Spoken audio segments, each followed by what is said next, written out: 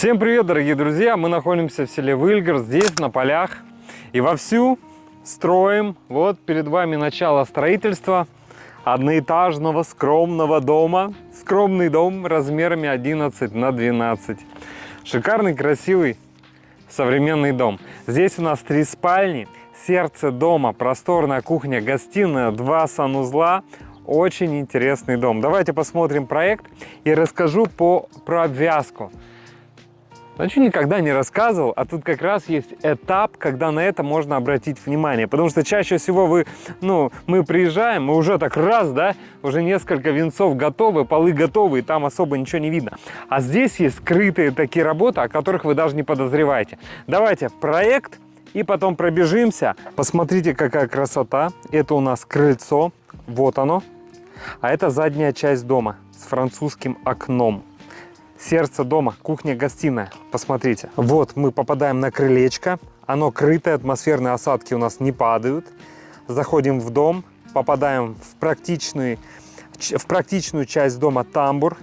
Теплый воздух при открывании двери не выходит. Плюс тамбур смягчает температурный переход с минус 30 в плюс 20. Рядом со входом котельное помещение, что тоже очень круто. Грязь не надо таскать куда-то в дом. Такая техническая часть.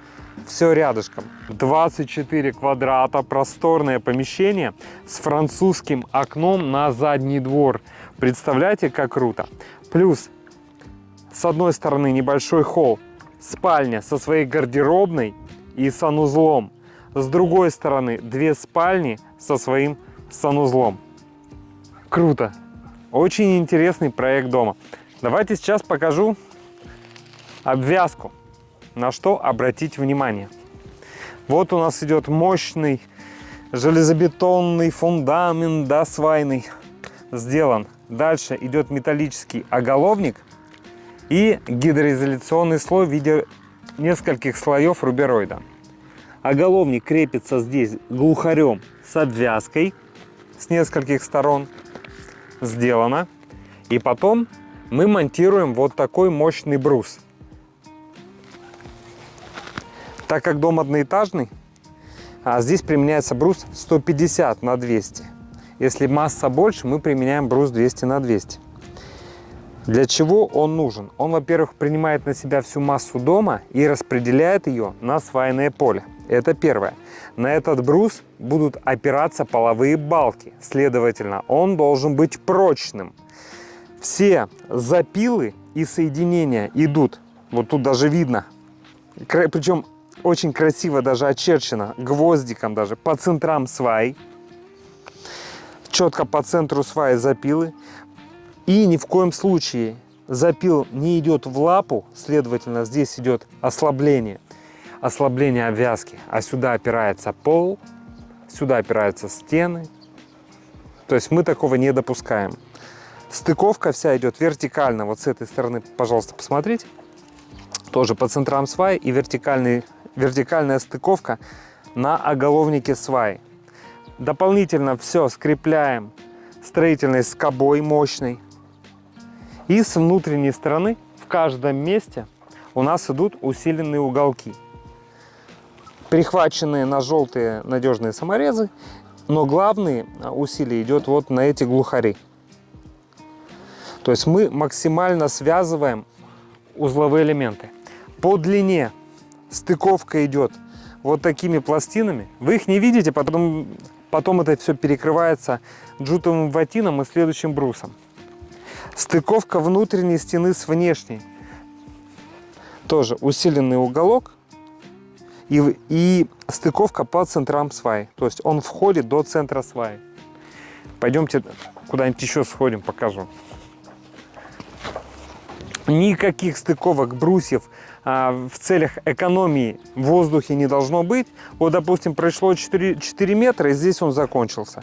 Нет, отрезается этот кусок, отбрасывается и отрезается четко по центру, чтобы стыковка была четко по центру сваи. Нагрузка идет только на сваю. Ну, здесь та же история. Стыковка по центрам сваи, усиленный уголок, гидроизоляция. Все прекрасно. Стыковка нескольких брусьев, связка. Видите, везде Одинаковая ситуация, все под карандашик, все четко. Строительная скоба, усиленный уголок. И пластины, которые связывают брусья по длине, ну, чтобы не расходились. Прекрасно. Если обратите внимание, у нас очень много элементов, даже скрытых элементов. Да? Потом это все закрывается, вы это даже не видите. Но это та работа, которая проделывается, это те материалы, которые покупаются. Просто хочу на это обратить внимание. И так везде обратите внимание на эту красоту. И на качество, и на красоту. Четко, аккуратно, угловые соединения, стыковка внутренних стен с внешними, тоже внешних стен. Тоже все аккуратненько, все под карандашик. Нравится? Нравится. Рука набита, все профессионально, все четко. И, следовательно, если брать поэлементно, да, то есть фундамент надежный, мощный, гидроизоляция уложена, нижняя обвязка мощная, второй обвязочный брус мощный, хороший пиломатериал первого-второго сорта, применение хорошей технологии, чтобы не испортить этот же материал. То есть хорошие руки, хороший материал. И в итоге вы получаете качественный, отличного качества даже. Вы не просто качественный, а вы получаете отличного качества дом. Уютный, надежный дом на многие-многие-многие десятилетия, который будет приносить вам счастье. И это прекрасно. Все, дорогие друзья, если и вам необходимо построить дом вашей мечты, будем рады быть вам полезными. Компания «Центр домостроения», город Сыктывкар, улица Советская, дом 8, офис 203, наш телефон 48 47 48.